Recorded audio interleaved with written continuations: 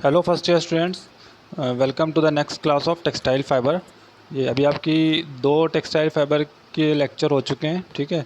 Then ये उसके बाद नेक्स्ट लेक्चर है। तो टेक्सटाइल फाइबर के लिए बुक बताई थी आपको मैंने, text book of fibre science and technology, SP Mishra, ठीक है। एसपी मिश्रा इसके राइटर हैं।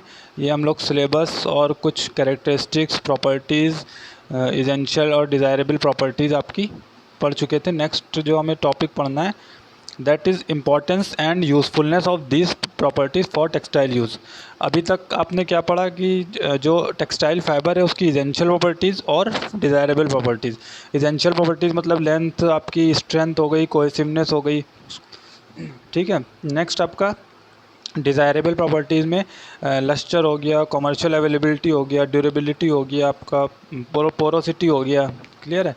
तो ये फर्स्ट यूनिट के कुछ आपके टॉपिक थे। First one was essential properties of fibre और second one was desirable properties of fibre. Next, अब आपका जो नेक्स्ट टॉपिक होगा ये आपका importance and usefulness of these properties for textile use. मतलब जो अभी हमने प्रॉपर्टीज़ पढ़ी हैं, इनका टेक्सटाइल यूज़ के लिए क्या मतलब यूज़फुलनेस है, कैसे यूज़फुल है ये प्रॉपर्टीज़, ठीक है। तो फर्स्ट पॉइंट है, fibre possessing these property can reduce reasonably even yarns, ठीक है। Fibre possessing these properties can produce reasonably even yarn। मतलब जो आपके अगर ये सारी प्रॉपर्टीज़ हैं जो हमने इसेंशियल और डिज़ायरेबल में पढ़ी हैं, तो उसमें से कुछ प्रॉपर्टीज़ ऐसी हैं जो हमें रीज़नेबली या इवन यान बनाने में हेल्प करेंगी, ठीक है। तो वो प्रॉपर्टी इसलिए ज़रूरी है ताकि इवन यान बने आपका। इवन मतलब थ्रू आउट सेम हो, इसमें ऑड और इवन आपका अलग अलग ना हो, ठीक है।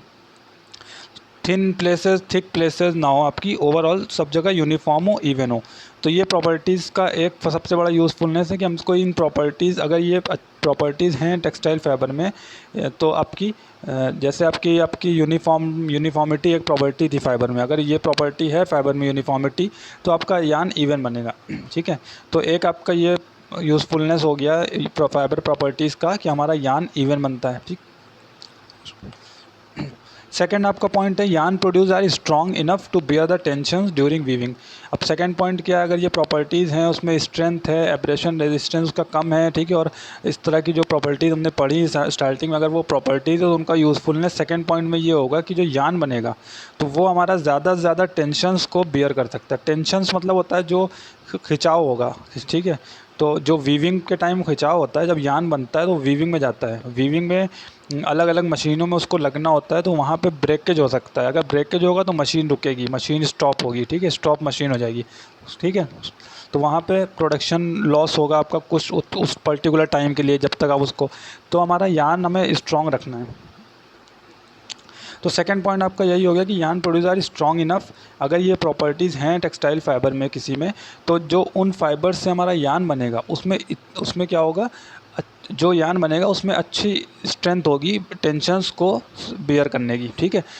नेक्स्ट पॉइंट आपका जो फैब्रिक प्रोड्यूस है smooth and good in appearance, ठीक। अब ये भी आपने पढ़ा कि fabric produce are good and, मतलब ये सारी प्रॉपर्टीज़ होंगी। ये सब प्रॉपर्टीज़ हमें चाहिए क्यों, इसकी यूज़फुलनेस सबसे इंपॉर्टेंट तो यही है ना कि जो फैब्रिक बन रहा है फाइनली हमारा, तो वो हमारा स्मूथ हो और that should be good in appearance, ठीक। तो ये आपके प्रॉपर्टीज़ हो गई कि importance and usefulness of this property, मतलब जो हमने इसेंशियल एंड डिज़ायरेबल प्रॉपर्टीज़ पढ़ी हैं उनके क्या यूज़फुलनेस है टेक्सटाइल यूज़ के लिए। तो पहला यूज़फुलनेस तो ये हो गया कि अगर ये प्रॉपर्टीज़ हैं किसी फाइबर में तो फिर हमें यान जो मिलेगा वो इवन यान बनेगा, ठीक। एक प्रॉपर्टी, एक यूज़फुलनेस ये हो गई। सेकेंड आपकी ये है कि अगर इस तरह की ये प्रॉपर्टीज़ हैं जो स्ट्रेंथ के लिए इंपॉर्टेंट हैं, तो जो यान मिलेगा वो थोड़ा स्ट्रॉन्ग मिलेगा। That would be sufficient to bear the tensions during weaving, ठीक है। तो मतलब जिसको जो है आपकी जो टेंशन्स हैं वीविंग के टाइम वो बियर कर पाएगा। इसके बाद नेक्स्ट आपका जो है फैब्रिक जो प्रोड्यूस होगा वो स्मूथ होगा और that will be good in appearance, ठीक है। आपका स्मूथ होगा फैब्रिक और गुड अपीयरेंस में होगा कब, जब ये सारी प्रॉपर्टीज़ फैब्रिक में होंगी। तो ये आपका हो गया essential importance and usefulness of this properties for textile use, ठीक है। नेक्स्ट है, अच्छा अब ये आपका फर्स्ट यूनिट, एक तरह से आपका ये फर्स्ट यूनिट में ये इतनी चीज़ें थी, फर्स्ट यूनिट आपकी कवर हो गई। फर्स्ट यूनिट में आपको पढ़ना था what are the fibre, what are the yarn, what is thread, what is filament, ठीक है। ये कुछ बेसिक डेफिनेशन थी, आपको सब कुछ इसी नोट्स में पढ़ाए गए हैं स्टार्टिंग में। प्रीवियस लेक्चर अगर नहीं देखें तो देख लियो और रेगुलर बेसिस पे आपको देखने हैं। ठीक है। उसके बाद फाइबर, टेक्सटाइल, यार्न, थ्रेड, ये कुछ टर्म्स हैं जो पढ़ने थे पहले। उसके बाद हमको पढ़नी थी प्रॉपर्टीज़ ऑफ फाइबर। तो प्रॉपर्टीज़ ऑफ फाइबर हमने दो टाइप में पढ़ी है, दो कैटेगरी में डिवाइड करके। First one is essential properties और second one is desirable properties. ठीक है। फिर इसेंशियल प्रॉपर्टीज़ में हमने पढ़ी है कि इसेंशियल प्रॉपर्टीज़ में स्ट्रेंथ है, लेंथ है, और आपकी यूनिफॉर्मिटी है। ठीक है। तो ये इसेंशियल प्रॉपर्टीज़ में। इसके बाद देन नेक्स्ट हमने कुछ डिज़ायरेबल प्रॉपर्टीज़ पढ़ी हैं, तो डिज़ायरेबल प्रॉपर्टीज़ पढ़नी है। इसके बाद ये जो आपका था, ये इस यूनिट का लास्ट टॉपिक था कि जो हमने प्रॉपर्टीज़ पढ़ी हैं उनकी इंपॉर्टेंस क्या है और उनकी यूज़फुलनेस क्या है। क्लियर है। तो ये सारी चीज़ें आप कहीं नोट कर लेंगे, अपने असाइनमेंट बना लेंगे और ये सब जो है रेडी कर लेंगे। तो ये फर्स्ट यूनिट आपकी कवर हो जाएगी। क्लियर है। और ये सब आपको और डिटेल में मिल जाएगा एसपी मिश्रा में। और वैसे तो हमने आपको क्लियरली पूरा सब कुछ समझा दिया, बट आप एक बार एसपी मिश्रा जो बुक है, ठीक है, ये fibres, textile fibre, natural fibres की, तो इसको भी आप पढ़ेंगे एक बार, तो ये सब चीज़ें एक बार और आपको रिवाइज हो जाएंगी। ठीक। अब जो नेक्स्ट यूनिट है, सेकेंड यूनिट है आपकी। सेकेंड यूनिट अब आपकी है classification and sources of textile fibre. तो फर्स्ट जो आपका हेडिंग है या फर्स्ट जो टॉपिक है सेकेंड यूनिट में, वो ये है। ठीक है। फर्स्ट यूनिट आपको क्लियर हो गई। ये आपकी सेकेंड यूनिट है, classification and sources of textile fibre. अब मतलब क्लासिफिकेशन मतलब टेक्सटाइल फाइबर, आपने नेम कई तरह के सुने होंगे, कॉटन है, सिल्क है, नायलॉन है, पॉलिस्टर है, ग्लास फाइबर है। ठीक है। ग्लास फाइबर में भी आप लोग ना सुना हो, अभी ग्लास फाइबर होता है और कार्बन फाइबर होता है। ये सब अलग तरह के टेक्निकल उसमें आ जाते हैं फाइबर में। तो ये सब भी आपके फाइबर ही आते हैं। और एक्रेलिक आता है, विस्कोस आता है, क्यूप्रा अमोनियम रेयॉन आएगा। मतलब बहुत सारे आपके टेक्सटाइल फाइबर हैं। अगर आप पूरी डिटेल में पढ़ते हैं तो बहुत सारे मल्टीपल्स ऑफ टेक्सटाइल फाइबर आपके अवेलेबल हैं। इनमें से कुछ होते हैं जो हमको नेचुरली मिलते हैं, जैसे आपका कॉटन हो गया, है ना, कॉटन है, और ये सिल्क है, वूल है, जूट है, फ्लेक्स है, ये सब हमको नेचुरली मिलते हैं। ठीक। इसमें से कुछ जो हमारे होते हैं वो मैन मेड होते हैं। Man made in the sense जो हम बनाते हैं। ठीक है। हम बनाते हैं मतलब वो एक अलग से इंडस्ट्री है, सिंथेटिक इंडस्ट्री, जो मैन मेड फाइबर टेक्नोलॉजी, ये आप लोगों ने सुना होगा MMFT। ये भी एक ब्रांच होती है हमारे टेक्सटाइल में ही। ठीक है। जैसे टेक्सटाइल इंजीनियरिंग, वैसे MMFT, man made fibre technology. तो इस ब्रांच में आपको यही पढ़ाया जाता है कि सिंथेटिक फाइबर कैसे बनाने। फिर वही इंडस्ट्री में हमको सिंथेटिक फाइबर की ही जॉब करनी होती है, या सिंथेटिक मैन्युफैक्चरिंग ही हमको देखना होता है। ठीक है। तो सिंथेटिक फाइबर हम लोग मतलब बेसिकली ऐसे बनाते हैं कि उसमें हम केमिस्ट्री यूज़ करते हैं, रिएक्शंस करवाते हैं, केमिकल रिएक्शंस करवाते हैं। ठीक है। दो अलग अलग कंपाउंड की। ठीक है। जैसे अभी आप जब एक एक करके पढ़ेंगे तो आप पढ़ेंगे नायलॉन कैसे बन रहा है, पॉलिस्टर कैसे बन रहा है। तो उसमें आप ये देखेंगे कि दो कंपाउंड्स हैं, उनकी केमिकल या मोनोमर हैं, तो उनकी रिएक्शन करवा के हम पॉलीमर बना रहे हैं। ठीक है। फिर वो और भी डिफरेंट डिफरेंट टेक्निक्स हैं, melt spinning, dry spinning, wet spinning. ठीक है। तो उसके थ्रू फिर फिलामेंट फॉर्म में ये बन जाते हैं, बहुत लेंदी फिलामेंट बन जाते हैं। फिर हम उसको अपने रिक्वायरमेंट के हिसाब से स्टेपल लेंथ में कट कर लेते हैं। वो अभी आपका जब डिटेल में आएगा तो हम लोग पढ़ेंगे। अभी बेसिकली हमको पढ़ना है कि क्लासिफिकेशन कैसे करेंगे हम लोग फाइबर्स को। फाइबर्स मीन्स टेक्सटाइल फाइबर जो हैं उसको हम लोग क्लासीफाई कैसे करेंगे। तो जो ये एक चार्ट आपके लिए हमने बनाया है, ठीक है, ये चार्ट मोस्ट इम्पॉर्टेंट है। ठीक है। क्लासिफिकेशन ऑफ टेक्सटाइल फाइबर में आपका ये चार्ट मोस्ट इम्पॉर्टेंट है। तो चार्ट आप देखेंगे तो टेक्सटाइल फाइबर को बेसिकली सबसे पहले एकदम स्टार्टिंग में इनिशियली हमने दो पार्ट में इसको डिवाइड कर दिया। फर्स्ट वन इज़ नेचुरल और second one is man made. तो नेचुरल मतलब जो हमको नेचुरली मिलेंगे, हम लोग बस उसके लिए हार्वेस्टिंग करेंगे, प्लांटेशन करेंगे, या एनिमल से मिलेंगे या प्लांट से मिलेंगे। ठीक। ये दो चीज़ों से मिलते हैं। ठीक है। तो वो सब नेचुरल में आ जाएंगे। उसके बाद मैन मेड में आपके आएंगे जो हम लोग बनाएंगे। ठीक है। जो भी हम लोग बनाएंगे that will come in man made, आपके मैन मेड फाइबर होंगे वो। क्लियर है। अब नेचुरल फाइबर जो हैं इनको आप डिफ़ाइन कर लेंगे। तो नेचुरल फाइबर क्या है? नेचुरल फाइबर में देखो अलग अलग टाइप के होते हैं। First one is vegetable fibre. Vegetable fibre मतलब जो आपको प्लांट और इनसे मिल रहे हैं, तो एक वेजिटेबल फाइबर हो गए। फिर नेक्स्ट वाला इसी में हो जाएगा एनिमल। ठीक है। एनिमल फाइबर, एनिमल से जो हमको मिलेंगे। नेक्स्ट हो जाएगा मिनरल। अब वेजिटेबल मतलब जो प्लांट से मिल रहे हैं वो कौन कौन से फाइबर हैं? जैसे कॉटन है, ठीक है, हम उसकी खेती करते हैं, प्लांटेशन करते हैं। जूट है, इनके भी आपके ट्रीज़ होते हैं, ये बास्ट फाइबर है, स्टेम से मिलते हैं हमको। जूट है, हेम्प है, रैमी है, ये रैम्पी लिख दिया है, दैट इज़ नॉट रैम्पी। ठीक है, ये रैम्पी नहीं है, ये आपका रैमी फाइबर है। फाइबर का नेम है रैमी। और नेक्स्ट देन है लिनन। लिनन मतलब इसको हम लोग फ्लैक्स भी बोलते हैं। ठीक है। तो ये वेजिटेबल फाइबर है। मतलब वेजिटेबल मतलब जो हम प्लांट से प्रोड्यूस करते हैं। ठीक, ये सब नेचुरल हैं। इसके बाद नेक्स्ट वन जो एनिमल से मिलेंगे, तो हमको एनिमल से बेसिकली दो फाइबर हैं, सिल्क और वूल। सिल्क जैसे हमको मिलता है सिल्क वॉर्म से, है ना, सिल्क वॉर्म जो रेशम का कीड़ा होता है वो, ठीक है, उससे हम उसकी हेल्प से हम लोग ये प्रोड्यूस करते हैं। और उसके बाद वूल, आपको पता है वूल हमें कहाँ से मिलता है, जो शीप हेयर हैं, ठीक है, वही आपका वूल है, उन्हीं की हम शीप की जो है रियरिंग करते हैं या शीप का ही पालन पोषण करते हैं, वहीं से हम लोग को वूल मिलता है, ठीक है। उसके बाद मिनरल्स में कुछ आएंगे आपके ग्लास, एस्बेस्टस और मेटल फाइबर, ये अलग अलग टाइप के, ठीक। तो नेचुरल में मतलब ये पहले हमने टेक्सटाइल फाइबर को दो पार्ट में डिवाइड किया, natural and man made. Then natural को हमने डिवाइड कर दिया कि वेजिटेबल से मिल रहा है या एनिमल सोर्स है उसका या मिनरल सोर्स है, ठीक है, तो उस पार्ट में डिवाइड कर दिया। अब मैन मेड में आपके दो होंगे, फर्स्ट वन इज़ रीजनरेटेड और सेकेंड वन इज़ सिंथेटिक, ठीक। रीजनरेटेड मतलब जो आपने एकदम नहीं प्योरली नहीं बनाए हैं, उनको बस रीजनरेट किया है। जैसे कॉटन का छोटे छोटे ट्रैश मिल के हम लोग विस्कोस रेयॉन बना दिया, ठीक है, सेलुलोसिक फाइबर आपके बना दिए, ठीक है, ये आपका होता है रीजनरेटेड। तो रीजनरेटेड मतलब हमने एकदम एकदम ही मतलब फ्रेश नहीं बनाया है, हमारा जो जो नेचुरल फाइबर थे उन्हीं का कुछ हमने यूज़ करके इसको रीजनरेट किया। तो इसमें कौन कौन से आएंगे, viscose rayon, क्यूप्रा ammonium rayon, acetate rayon, ramie, linen, ठीक है, ये सब मतलब इधर जो कॉटन है, जूट है, हेम्प है, रेमी है, लिनन है, ठीक, इन सब का जैसे कुछ ट्रैश या कुछ बचा तो उसको हमने फिर वेस्ट ना करने के बजाय हमने उसको रीजनरेट करके एक नए टाइप का फाइबर बना लिया, तो ये रीजनरेटेड में हो गया, ठीक है। तो इसमें दोनों ही चीज़ें एक तरह से ये बीच की स्टेज का हो गया। इसके बाद आपके मैन मेड में आता है सिंथेटिक। तो सिंथेटिक मतलब वो जो प्योरली हम बना रहे हैं, जिसमें मोस्ट कॉमन है नायलॉन, पॉलिस्टर और एक्रिलिक, ठीक है। नायलॉन जैसे हम लोग नायलॉन रोप्स में यूज़ करते हैं, और नायलॉन आपकी जो फैब्रिक्स होते हैं स्पोर्ट्स वेयर नायलॉन के बनते हैं, ठीक है। पॉलिस्टर का हम लोग मेनली यूज़ करते हैं कॉटन के साथ मिक्स करने के लिए, थोड़ी सी कॉस्ट कम हो जाती है उससे। प्योर कॉटन फैब्रिक लेंगे तो 2000, 2500, 3000 ऐसे रेंज रहेगी, तो उसमें पॉलिस्टर मिक्स कर देते हैं तो एक कॉस्ट कंट्रोल हो जाती है, अंडर 1000 आ जाएगी कि 1000 रुपये के अंदर आपको ठीक ठाक फैब्रिक मिल जाएगा, ठीक है, ये है। और एक्रेलिक, आप एक्रेलिक मिक्स करते हैं हम लोग वूल के साथ, ठीक है। जैसे कई बार आप देखते हो कि मार्केट में आप स्वेटर या वार्म वेयर पहनते हैं जो गर्म कपड़े हैं, लेकिन फिर भी वो गर्म नहीं होते ना, वो बिकॉज उसमें एक्रेलिक मिक्स होता है, आपका वूल बहुत कम परसेंटेज में होता है, ठीक है, तो इसलिए आपको ये एक्रेलिक हो गया इस, ठीक। तो टेक्सटाइल जो क्लासिफिकेशन को एक बार और देख लेते हैं। टेक्सटाइल फाइबर आपके दो पार्ट में, नेचुरल और मैन मेड। नेचुरल में अगेन डिवाइडेड है वेजिटेबल, एनिमल और मिनरल, ठीक है। और मैन मेड में दो टाइप के होते हैं, रीजनरेटेड और सिंथेटिक। अब जो ये लिखे हैं कॉटन, जूट, ये एग्जाम्पल है मतलब इसके कि वेजिटेबल जो नेचुरल टेक्सटाइल फाइबर है उनमें कौन कौन है, कॉटन, जूट, हेम, ठीक। एनिमल सिंथेटिक है तो सिल्क, वूल। मिनरल है तो ग्लास, एस्बेस्टस, मेटल, ठीक है। Regenerated fibre viscose rayon, क्यूप्रा ammonium rayon. Synthetic में नायलॉन, पॉलिस्टर, एक्रिलिक। तो ये चार्ट आप एक बार अच्छे से पढ़ लेना, नोट कर लेना, ठीक है, अपने कॉपी में नोट्स में बना लेना।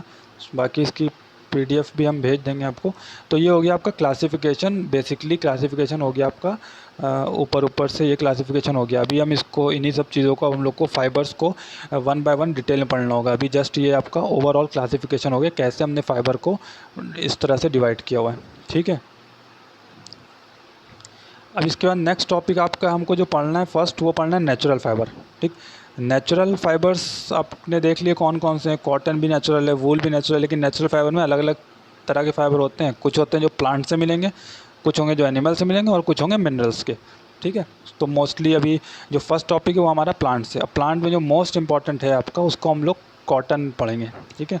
तो सबसे पहले हमको कॉटन पढ़ना है। अब कॉटन में सबसे पहला टॉपिक जो आपको पढ़ना है that is varieties of cotton, ठीक है। कॉटन को ऑल ओवर द वर्ल्ड हमने कई वेराइटीज़ में डिवाइड कर रखा है, ठीक। ये वेराइटीज़ लिखी हैं, ठीक है। जैसे सी आइलैंड कॉटन है, तो सी आइलैंड कॉटन 5 सेंटीमीटर और मोर, क्या मतलब सी आइलैंड कॉटन जो होता है हमारा, उसकी लेंथ 5 सेंटीमीटर और उससे ज़्यादा होती है।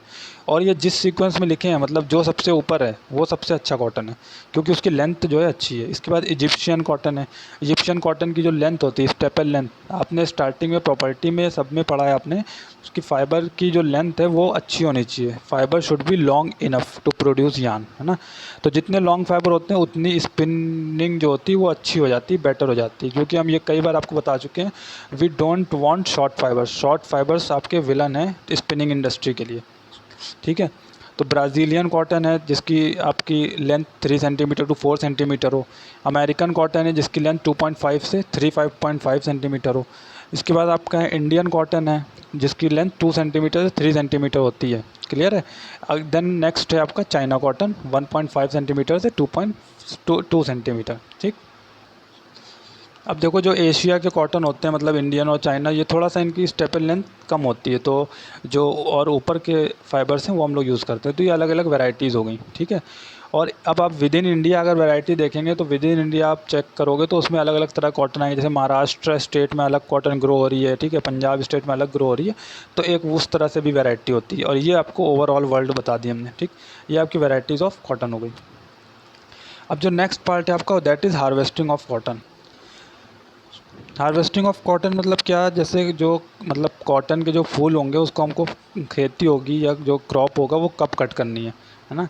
ये एक तरह से पूरी एग्रीकल्चर बेस्ड होता है। आपने इसको क्या किया, बोए किसी मंथ में, ठीक है, फिर जून जुलाई में इसमें फ्लावर आए, फिर फाइनली इसको क्या करना होगा, तो वो स्टार्टिंग एक बार आप देख लेना। स्टार्टिंग इतना नहीं पढ़नी कि हमने कब बोए कब किया। अब ये हार्वेस्टिंग मतलब इसके आपको कॉटन की जो फसल है उसको काटना है, ठीक है, हार्वेस्ट करना है। तो सबसे पहले it is the most important step before the cotton begins its traceability from journey from gin to the mill, ठीक है। जिन मतलब जिनिंग होती है, अभी आप आगे प्रोसेस पढ़ेंगे, अभी बताएंगे आपको, ठीक है। तो ये आपका मोस्ट इंपॉर्टेंट है। इसके बाद क्या करते हैं हम लोग, after the crop matures harvesting begin, मतलब जब आपको लगे कि आपकी क्रॉप जो है मैच्योर हो गई है तो हमको हार्वेस्टिंग स्टार्ट कर देना है। हार्वेस्टिंग मतलब कटिंग स्टार्ट कर देनी है, ठीक है।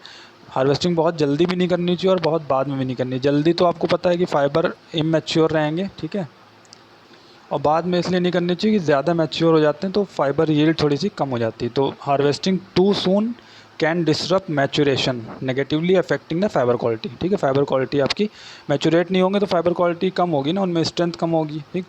ये है।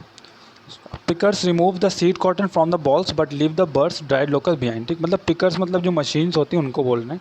तो वो क्या है, सीड कॉटन आपके जो बॉल्स होते हैं, आपकी खेती होती है उसमें सीड कॉटन निकालते रहते हैं, ठीक। उसमें से अभी कॉटन के जो फाइबर हैं वो हम लोग अभी जिनिंग में जाके अलग करेंगे, ठीक है। अभी हमने बस हार्वेस्टिंग करी ना, कटाई करी है, तो ये हमने मशीन के थ्रू कर ली है, ठीक। अब एक आप मशीन दिखा दें आपको, ये आप इस तरह का जो है ये खेती है। इसमें आपके क्या है कि कॉटन को सीड कोट के साथ आपको ये कटिंग कर करके, इसको हम लोग पिकर बोलते हैं। इस तरह से मशीनरी होती है, ठीक है। पहले मैनुअल यूज़ करते थे, अभी हम लोग ऑटोमेटिक यूज़ करने लगे। तो एज सच इसमें कोई ऐसी आपको टेक्निक या मशीनरी के बारे में पूरा नहीं पढ़ना। ये आपका जो सिंपल सा टॉपिक है कि हमको हार्वेस्टिंग कैसे करनी है, ठीक है।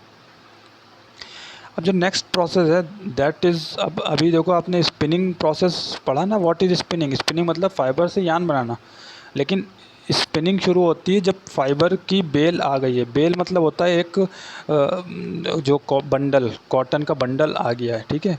तो वो कहाँ से आई है, उसके पहले के ये दो प्रोसेस और हैं, हार्वेस्टिंग और जिनिंग। अब जिनिंग के बाद जब जिनिंग हो जाएगी तो बेल बनेगी, हमारी बंडल बनेगा और वो इंडस्ट्री पहुँचेगा।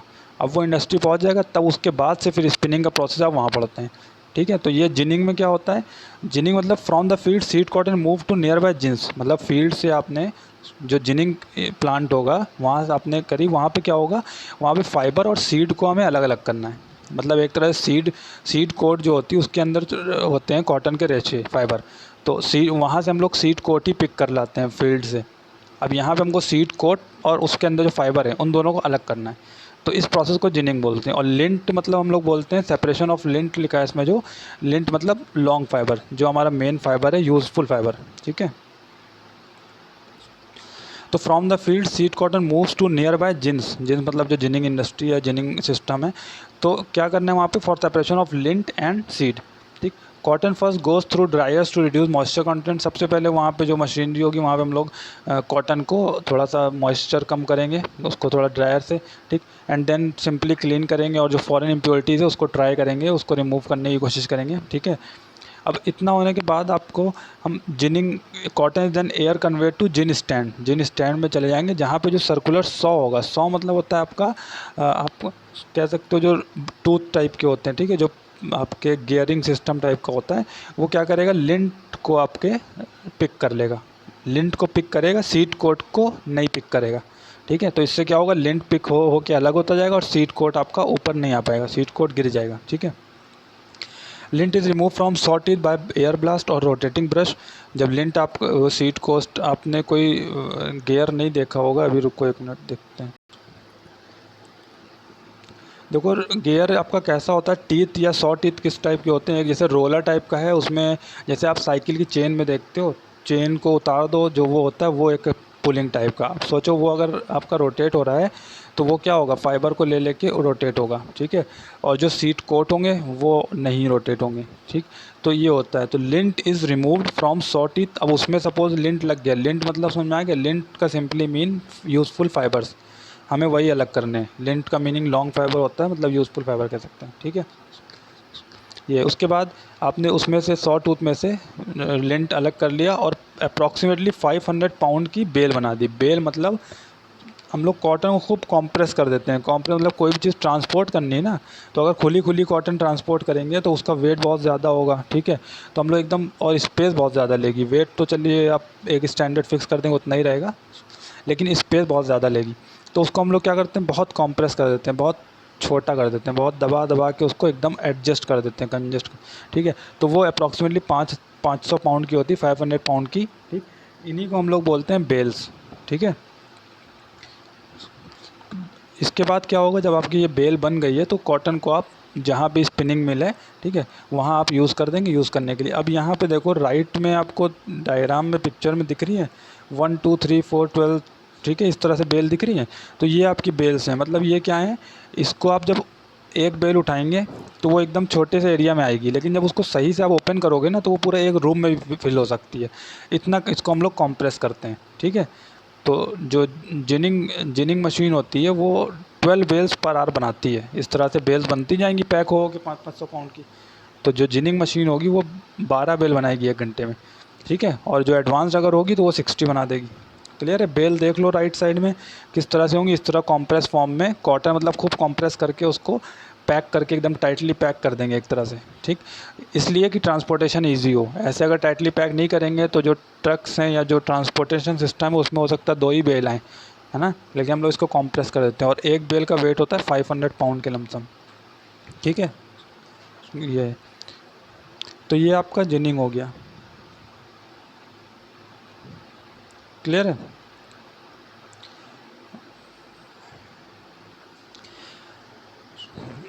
तो अभी एक बार और आपको याद है, सबसे पहले आपको इसमें क्या पढ़ना है, नेचुरल फाइबर। नेचुरल फाइबर में हमें पढ़ना है कॉटन, ठीक। अब कॉटन में सबसे पहले हमको पढ़ना है वैरायटीज़ ऑफ कॉटन। तो वैरायटीज़ ऑफ कॉटन में आप ये एक बार इनको थोड़ा सा याद कर लेंगे, ठीक है, नोट कर लेंगे कहीं, ये वैरायटीज़ ऑफ कॉटन अलग अलग तरह की, ठीक। और भी अपने आप थोड़ा बहुत बेसिक पढ़ना है, जैसे कॉटन के लिए हम लोग कौन सी सॉइल यूज़ कर सकते हैं कॉटन प्लांटेशन के लिए, तो ब्लैक सॉइल यूज़ होती है ना। ये सब थोड़ी सी नॉन टेक्निकल चीज़ें आप अपने आप देख के पढ़ सकते हो, ऐसा कोई इशू नहीं है, ठीक। अब आपने ये कॉटन है अलग अलग, ठीक है। इसके बाद हार्वेस्टिंग ऑफ कॉटन, मतलब आपने कॉटन जो है, कॉटन आपने ये कॉटन आपने खेतों में लगा दी, ठीक है, वो डेवलप हो गई 6-8 महीने में। उसके बाद उसकी हार्वेस्टिंग करना है। तो हार्वेस्टिंग मतलब उसकी आपको काटना है फसल को। तो ये फसल को कैसे काटेंगे हम लोग, ये आपको हमने बताया पिकर्स होते हैं, ठीक है। पिकर्स मतलब जो आपके जो फसल होगी उसमें सीड कोट और फाइबर, सीड कोट होगा उसके अंदर फाइबर होंगे, तो ये पूरे सीड कोट को लेके आ जाते हैं। फिर सीड कोट से फाइबर हम लोग अलग करते हैं जिनिंग में, ठीक। फिर जिनिंग में हम लोग फाइबर की पूरी एक बेल बना देते हैं अलग कर करके, है ना। जब फिर आप स्पिनिंग पढ़ोगे, स्पिनिंग मतलब जब फाइबर से यान बनेगा, तो सबसे पहला मेथड जो आप पढ़ोगे वो होगा ओपनिंग। ओपनिंग क्यों, क्योंकि जिनिंग में हमने इसको इतना कॉम्प्रेस किया है ना, तो इसको खुला खुला ओपन करना है हमको, अलग अलग करना है। ओपनिंग पढ़ेंगे, फिर क्लीनिंग पढ़ेंगे, ये सब आगे अभी आप पढ़ेंगे, ठीक है। तो उसके बाद ओपनिंग और क्लीनिंग सब पढ़ेंगे। तो अभी हार्वेस्टिंग में क्या है कि आपका पिकर है, पिकर आपका सीड कोट पिक कर लेता है और जो ड्राइड लोक्यूल्स हैं, मतलब जो सूखे हुए हैं, उनको जो है वहीं पे छोड़ देता है, ठीक। अब ये आप इस तरह से कह सकते हो, ये आपका फील्ड है, ये आपकी बॉल्स होंगी यहाँ पे, तो ये बॉल को पिक करता हुआ आगे बढ़ता जाएगा, ठीक है। अब इसके बाद बॉल्स तो पिक हो गई, लेकिन अभी अलग नहीं हुई है, सीड कोट है उसी में और उसी में फाइबर है। तो इसके लिए एक नया हम प्रोसेस करते हैं जिनिंग, ठीक है। तो जिनिंग के हम लोग क्या करते हैं, जिनिंग में हम लोग करेंगे सीड कॉटन को, जो आस पास जिनिंग होगी वहाँ इंडस्ट्री में मूव कर देंगे, जो जैसे ले लेगा, ठीक है। तो वहाँ पे हमको लिंट और सीड ये दोनों अलग करना है। तो अब कॉटन क्या होगा, पहले हम लोग मॉइस्चर थोड़ा सा इम्प्रूव कर लेते हैं, मॉइस्चर इम्प्रूव करके जो फॉरेन मटेरियल इम्प्योरिटीज़ हैं वो सब रिमूव कर लेते हैं, ठीक है।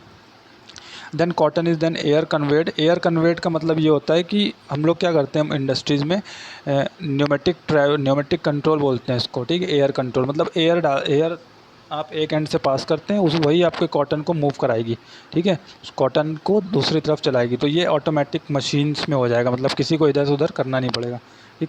तो ये cotton is an air conveyed to gin stand where revolving circular saws, ठीक। सर्कुलर सॉज मतलब सर्कुलर होते हैं आपके रोलर टाइप के, उनमें नोक निकली होती हैं बीच बीच में छोड़ के, ठीक है। जैसे आपके साइकिल के पहिए में होती है, अगर आप चेन हटा दो जिसके ऊपर चेन चढ़ी होती है, उस टाइप का, ठीक है। तो वो उसका काम क्या होता है, वो सीड से लिंट निकालता है, पुल करता है, ठीक है। फाइबर पकड़ पकड़ के वो उसमें फंसते जाते हैं फाइबर, है ना। और जो सीड कोट हैं वो आपके नीचे वहीं गिरते जाते हैं। इसके बाद जब लिंट आपके अब किस में आ गए, सॉ टीथ में आ गए, तो जो अब नेक्स्ट लाइन है आपकी कि lint is removed from the saw teeth. अब लिंट तो अभी सॉ टीथ में है, उससे भी रिमूव करना है। तो वो रोटेटिंग ब्रश होते हैं, रोटेटिंग ब्रश मतलब ब्रश लगा दिया उसी सॉ के पीछे, है ना। तो वो जब बार बार स्ट्राइक करेगा ब्रश को, तो फाइबर्स आपके एक तरफ कलेक्ट होते जाएंगे, ठीक है। और जब फाइबर्स एक तरफ कलेक्ट हो जाते हैं, फिर हम उसको एकदम कॉम्प्रेस करते हैं और 500 पाउंड की एक बेल बना देते हैं, ठीक है। बेल मतलब एक कॉम्प्रेस स्ट्रक्चर बना देते हैं हम लोग, क्लियर है। फिर देन आप कॉटन को मूव कर सकते हैं जो भी गोडाउन में है जिसके स्पिनिंग इंडस्ट्री के, तो वहाँ पे जाके कॉटन यूज़ होगी, ठीक। अब ये आपकी बेल हो गई, एक बेल एक बार और आप देख लो। इसका स्टैंडर्ड वेट हम लोग जनरली इतना ही रखते हैं, जो 500 पाउंड के आसपास है। तो ये सभी जिनिंग इंडस्ट्री इतना ही वेट बनाती है, ठीक है। इसको कॉम्प्रेस इसलिए कर देते हैं कि थोड़ा ट्रैवलिंग ईजी हो जाए, अदरवाइज़ बहुत हैवी वॉल्यूम लेंगी ये, ठीक। तो जनरल जिनिंग मशीन होगी तो वो 12 बेल बनाएगी 1 घंटे में, इस तरह से जल्दी जल्दी, है ना। और थोड़ी सी एडवांस्ड होगी अगर, तो वो 60 बना देगी 60 मतलब 60 बेल बना देगी, ठीक। तो ये अभी के लिए आपका इतना ही लेक्चर है। ये 2 टॉपिक आपके कवर हो गए, हार्वेस्टिंग और जिनिंग, ठीक है। तो अभी आपने क्लासिफिकेशन देख लिया। क्लासिफिकेशन एक बार ये जो चार्ट है ये आपको पूरी तरह से माइंड में फिट कर लेना है कि किस तरह से क्लासिफिकेशन हो रहा है, ठीक है। ये आपका क्लासिफिकेशन है, ठीक। टेक्सटाइल फाइबर क्लासीफाई हो गए। इसके बाद क्लासिफिकेशन के बाद हमें पढ़ना है 1 बाय 1 करके। तो हमने पहले नेचुरल फाइबर में कॉटन पढ़ लिया। कॉटन में क्या पढ़ा, varieties of cotton, what are the varieties of cotton. Varieties of cotton में देन हार्वेस्टिंग ऑफ कॉटन, और हार्वेस्टिंग के बाद जिनिंग। ये सीक्वेंस समझ में आ रहा है। हार्वेस्टिंग हो गई, अब हार्वेस्टिंग के बाद जिनिंग में चला गया। जिनिंग में क्या हुआ, जिनिंग में आपकी बेल बन गई, है ना। अब ये बेल अब जाएंगी स्पिनिंग इंडस्ट्री में। अभी तक स्पिनिंग इंडस्ट्री में कॉटन का काम नहीं शुरू हुआ था। सबसे पहला स्टेप स्पिनिंग इंडस्ट्री में बेल्स का आना ही है। बेल्स आएंगी, वहीं से आपका काम स्टार्ट होगा, ठीक है।